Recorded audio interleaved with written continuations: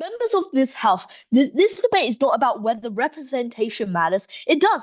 The real question is how we best achieve it. We define focus as where movie studios should direct the majority of their creative investment and storytelling effort. We are not banning remakes, nor are we saying legacy characters can never ever be reimagined. We simply argue that these should not be the primary vehicles for representation. Our principle is straightforward. Culture grows through addition, not substitution. Every original character expands the stories available to audiences. By contrast, changing the identity of an existing legacy character leaves us with the same number of heroes. It simply changes who plays one of them. If we genuinely want richer, more inclusive cinema, the answer is not to keep rewriting yesterday's icons. It is to create tomorrow's. That is the burden we will prove today. On to my first argument. Original characters deliver more authentic representation. I think this is one of the most intuitive arguments in our entire case. I will be presenting a few mechanisms in this debate, and under each mechanism, I'll explain a few premises. First of all, representation is more meaningful when built from the ground up. And our original character is created with their identity, culture, and history and lived experiences at the foundation of the entire narrative. Writers can naturally integrate different traditions, language, and different family dynamics and social experiences into the character's development instead of retrofitting these elements onto an already established character. So, because when a legacy character's race or gender is changed, the surrounding story often remains largely the same because it was originally written for a different context. Consequently, the new identity may have little influence on the character's real motivations or real journey, making representation appear superficial rather than substantive. Communities are way more better represented when they see these characters whose stories genuinely reflect their experiences instead of merely inheriting another character's identity.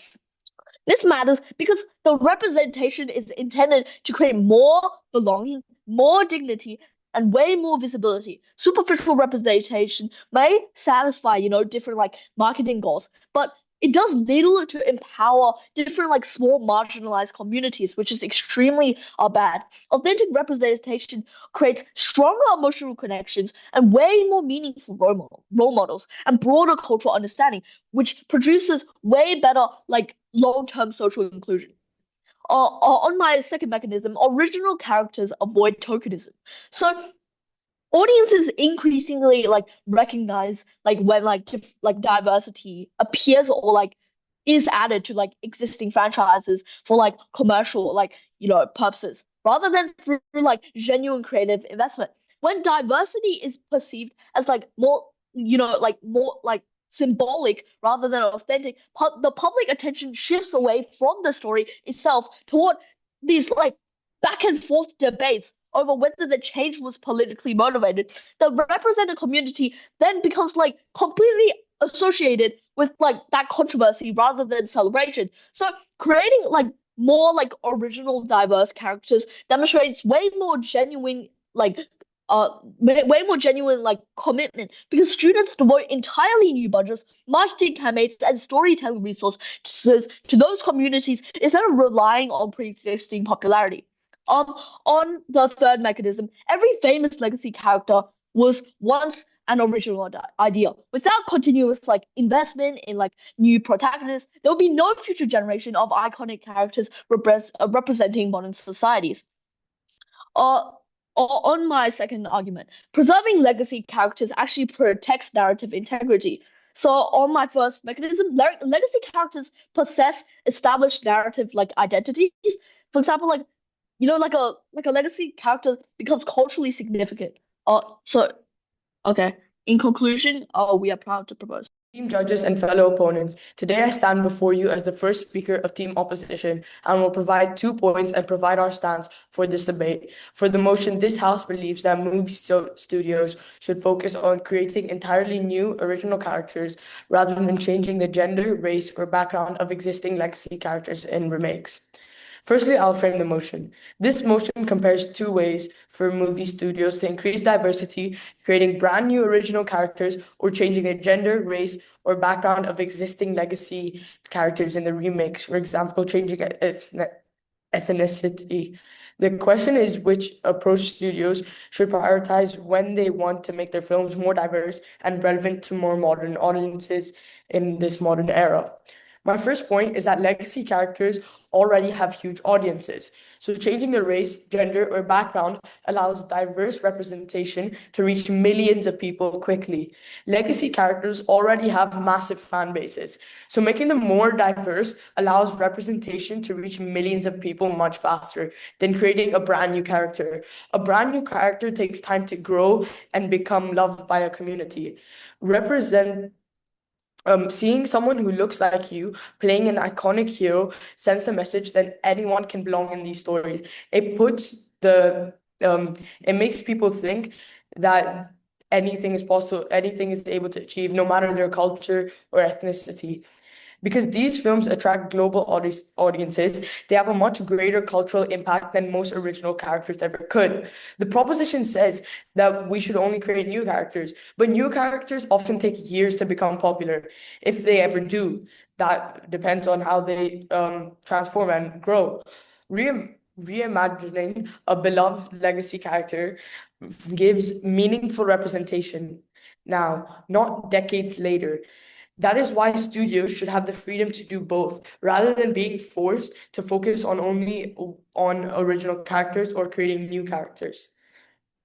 My second point is that updating legacy characters helps older franchises connect with modern audience and reflect today's diverse society. Reimagining legacy characters can help older franchises stay relevant by allowing them to reflect the society they are being made for today, rather than the society they were created in decades ago, created by the norms of that society. Keeping these stories relevant means they continue to inspire new audiences of any ethnicity instead of slowly fading away. It also shows that these iconic words are open to everyone, not just the groups that are originally represented. This helps preserve the popularity of beloved franchises while making them more inclusive. Proposition will argue that studios should only create new characters. However, creating these new characters does nothing to keep classic stories relevant. It is creating a brand new story which takes time to grow, to become loved, and something big that the community enjoys to watch. For example, you could take any Disney show, and if you were to make a new one, it'd take time to develop. Even just that, not even the time it takes to be loved by the community, the time it takes to make a whole new story. It take around a year or two. Updating legacy characters allows these beloved franchises to evolve with society, ensuring they're remaining meaningful and enjoyable for future generations. Thank you, and that's why we believe that opposition wins this debate. Thank you for listening. So when you're like a young child, the heroes that you grow up with shape your imagination. They teach you what courage looks like, what kindness means, and like who you like aspire to become in the future. Every generation deserves heroes that they can call like their own, not because just someone rewrote an old story in a different perspective or like a different gender, but because like someone had the courage to actually create a new one. So firstly on some rebuttal on the opposition. So firstly, they mentioned that it allows for wide representation that is diverse because the character is already well known when you use already well characters. However, three responses to this. First of all, visibility is not quite the same as like it's not at the same like quality as like of representation. So they assume that simply by just placing like a minority identity onto like a famous character automatically creates like a meaningful representation. We disagree because a character who was never written with that like identity in mind from the first place has a story does not like actually explore the experiences or the culture or like the perspectives of like the community. So representation becomes more like cosmetic or tokenistic rather than like actually substantive and proper towards these people. So our side, we create like we'd rather could create like we'd rather a world where we'd create entirely new characters who like identity is actually like central to the right narrative, which gives audiences like a more authentic representation than just like merely just great exposure. So second response is that like the wide reach doesn't outweigh like the long-term industry growth that we are to propose. So all their famous characters, they attract immediate attention, that's correct. But however, but every famous character like that we know currently was also an unknown character back in the day. Like if they're all original, they like must have always like been developed from the past. If studios like just continually rely on like existing brands, for example, for representation, then we never actually develop anything in the future for the next generation that can be like globally recognized. So like our broad producers already produces like permanent like growth in like representation rather than like like visibility that's like very temporary. So finally the third response to this argument is that representation it should like be empowering rather than just depending on like existing icons. So um our model it just says that like communities deserve like actual like characters who are important because of who they are, not because they just replace like an existing character. So that creates like a dignity and like cultural like I suppose ownership instead of no instead of dependence on already successful franchises. So moving on to my first perspective, which is that original characters can strengthen like the long-term film industry. So three mechanisms on this. First of all, original intellectual like property it creates more sustainable growth. So if each original character becomes like a new piece of like an intellectual like property, then you can also create like sequels, like a series for like television, for example, and you can also create like merchandise which goes for very long, as we've seen in the past with certain examples. So in industry that like continually like depends on like these like franchise limits in of like the future, like it limits the future like commercial opportunities because it only just like repeatedly monetizes, for example, the same brands instead of like creating new ones. So developing like original like franchises like developing original franchises like diversifies like studios revenue streams and like also reduces dependence on like nostalgia like driven business ideas. So secondly, creativity flourishes under like the innovation incentives. So if you requiring old like original characters encourages like writers and directors to like and especially artists to like experiment with like new like genres or settings or maybe like cultural aspects. So if you have like a heavy reliance on like modifying like existing franchises, that it just encourages like a creative like risk aversion because studios become like too incentivized to like recycle proven ideas rather than to like develop new ones. So and thirdly, original like characters avoid like polarization in a way. So identity changes to iconic characters identity changes to like iconic characters like frequently like dominate media attention before like audiences even like evaluate like the actual quality. So these like things become like centered on like political or like cultural conflict rather than like actual merit for the um um artistic perspectives. And also original characters begin with like a blank slate which allows like audiences to judge them primarily on storytelling rather than just like comparisons with like previous versions. So reducing like unnecessary polarization improves like public discourse like around film and also allows this diverse like creators to be evaluated fairly on the quality of the work, and that is why I'm proud to represent. I'm Deputy Leader of Opposition. In my speech, I will be giving, oh, sorry. In the speech, I will be giving one new argument and I'll be responding to 2 points made by the government's first speaker. Speech begins in three, in two, and in one. My new argument that I am bringing to the table in this debate to present to prove my side's point that our statement is true is that reusing beloved characters from the past is a consistent and safe way to produce new content and make money. When creating new characters, there is an obvious risk. A risk that the new character is received poorly and that the character is hated. If this happens, whatever media the character is in, whether it's a game, movie, or show, could fail. These big projects usually come from companies with legacy characters, and if a company has a legacy character, they're usually highly successful. These types of companies usually put hundreds of millions of dollars into these into these products and projects, and it's vital that these companies make a big profit. The impact is that if these big corporate projects fail, the company could lose hundreds of millions, leading to a possible bankruptcy. Now, I'll be responding. Hold on, wait. Now, I'll be responding to the 2 points made by the first government speaker. First, government said that changing their appearance only changes their appearance and identity, and otherwise, they'll stay the exact same character. However, this treats identity like a coat of paint, completely ignoring how good storytelling actually works. A character's worldview, struggles, and values are forged by how they're interacting with society, much like in real life. A female Iron Man or a black James Bond wouldn't navigate their respective worlds or institutions like a privileged white man would in the 60s compared to a black man. Their background fundamentally changes their relationship with authority, their personal struggles and their triumphs. Changing their appearance or identity doesn't just leave them the same. It gives them necessary psychological depth and allows us to see the story from a fresh new angle. My second rebuttal is that the proposition government said that original characters of is that creating new original characters avoids tokenism.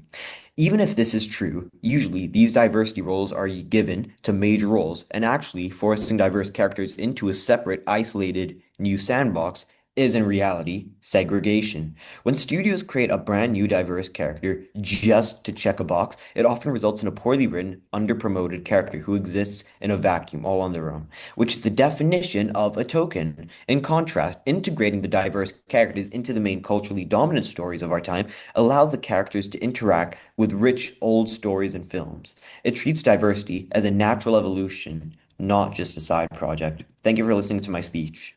Over the course of the debate, the major clash between the affirmative and the negative team has been authentic representation and which team is able to more betterly represent these diverse groups such as race and different genders. We believe that affirmative wins this clash because many of negative teams' arguments do not stand. First, Neg said that legacy characters already have big fan bases, which means that like new movies with the same characters but with different races allows for like quicker recognition and allows for more people to feel like more connected to these different and diverse characters. And though this can be true, it is not very effective. Yes, it might take less time for this movie to become famous, for characters to be seen. The effectiveness of especially younger children like relating to these characters is just not likely, as again, just because the race has changed and the plot hasn't, like it just won't fully slide in to the movie and the film or like whatever they're creating, which means that over time it just won't have the full effect that affirmative team would have. It's also like not likely, as it's not fully a new story, right? Because yes, in the affirmative team, we are fully like changing a new character, an original character. We are still remaking an original movie with, again, a big fan base. When people hear that a new movie is coming out, they're not going to just not go and watch this movie just because they know there's going to be a new character. They're still going to be incentivized to go and watch this film, a new remake, a new perspective, a new of like an older movie, which means that not only will the like effectiveness of being diverse from the movie be more like seen through people, but it'll also be seen quickly, which means that the affirmative team gets more authentic recognition through its characters. The neg team also said that there is a big risk in making new characters if they're hated, if like in different games, different movies, if these characters are hated and that these like massive industries fail, it risks lots of money being lost, like potentially like millions, billions of dollars being lost from the industry. But to be fair, this isn't a risk that affirmative team is willing to take because firstly, the movie industry takes risks every day. We're not just recreating movies, we're also creating new movies. And that is a risk that everyone in the movie industry is like that acknowledges and knows, which means that they are likely to be able to acknowledge these risks and try their best to not like and try their best to make sure that they have like fully perfected the movie before publishing, as any like thing would be, which means that this risk is likely to be an effective risk and that without taking this risk there will be no creative views or different like diverse perspectives on these movies. So overall, the affirmative team must take risks. We win this debate because we have a more authentic representation of different diverse perspectives and groups in different types of movies and games. And even though it might be a risk for like the companies to lose money. It is a risk that we are willing to take in order to just change the perspectives of newer generations. Thank you. Judges and worthy opponents. As the third speaker of side opposition, in my speech, I will outline the main clashes in this debate and explain how we win them. Firstly, the proposition argues that true commitment will happen when a studio creates a character from scratch and that the audience will see right through the legacy character changes. But the props are living in a utilitarian society. They tell us to wait for a character to be built from the ground up, but building a new legacy character takes a long time, like decades, if not generations. So by demanding that we only create new characters, the proposition is effectively telling all the actors to wait decades for them to get their spotlight, while different races of legacy characters continue to dominate global spotlight. We're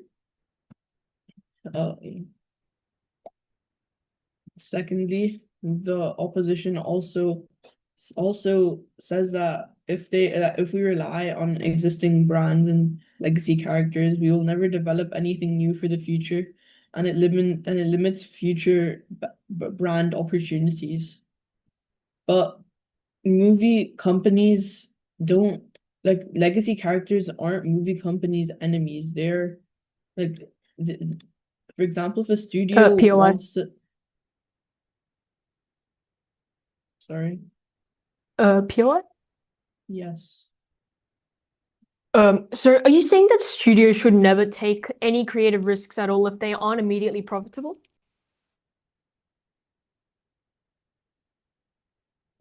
Can you say that again? Are you so are you trying to say that like studios like should never take creative risks at all if they aren't immediately profitable? What is your response to this? No, I'm saying that legacy characters make a lot of money for the studio. So if the studio wants to spend like say $100 million on a new character, they can't do that unless one of their legacy characters make like a billion or something on a massive remake.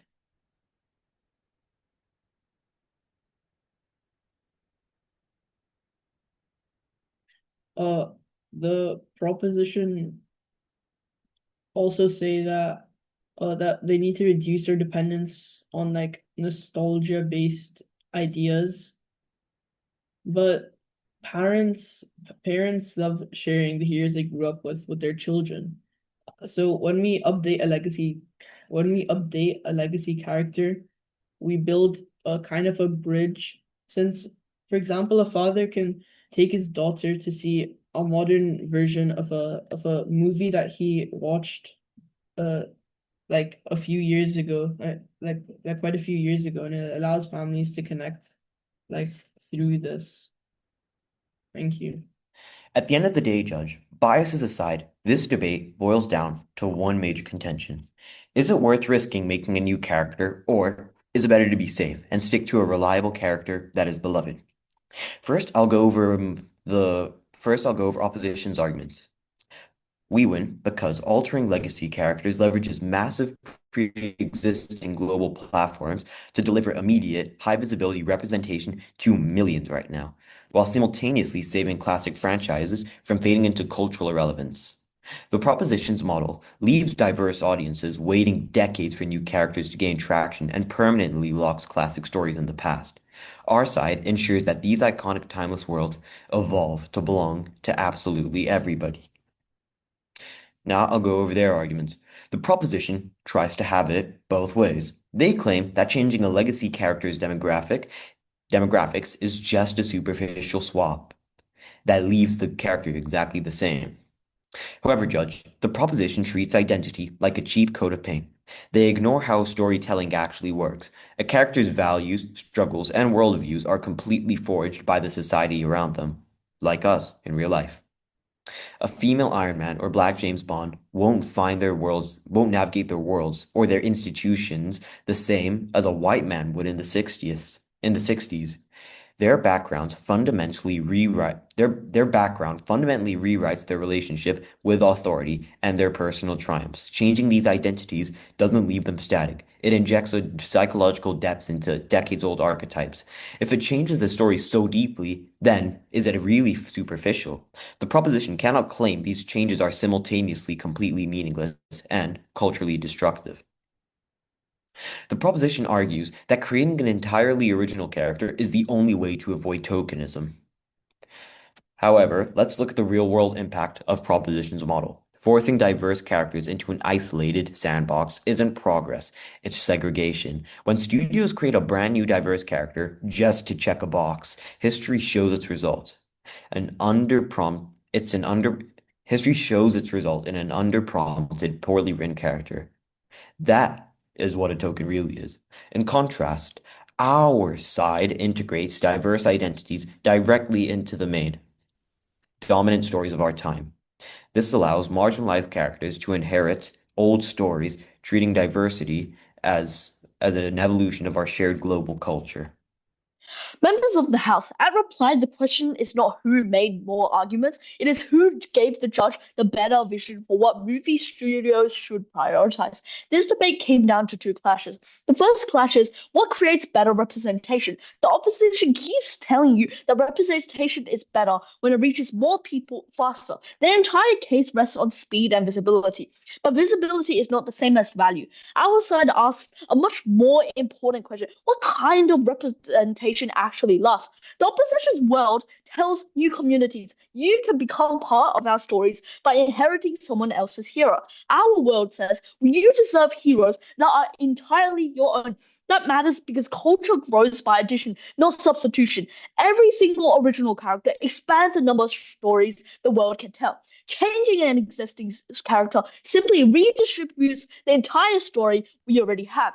If your goal is a richer and more inclusive film industry, creating new heroes is always more powerful than rewriting old ones. The second clash is about the future of the industry. Opposition repeatedly told you originality is risky. We agree, every great idea is. Their response to risk is to keep returning to familiar franchises because they are safer investments. Right. But this is exactly why this motion exists. If studios always prioritize what is safest, where did the next generation of iconic characters come from? Every legacy character the opposition wants to protect only exists because somebody years ago took the very risk that it now tell us to avoid. Their principle could never have created the heroes they celebrate today. Ours could, and that's a fundamental difference between these two teams. Opposition protects yesterday's success. We create tomorrow's success. They optimize for short-term certainty. We optimize for long-term creativity, long-term representation, and long-term cultural growth. Members of the House, every generation deserves heroes they can call their own, not because someone rewrote the past, but because someone had the courage to create something new. For that reason, we are proud to affirm. Thank you.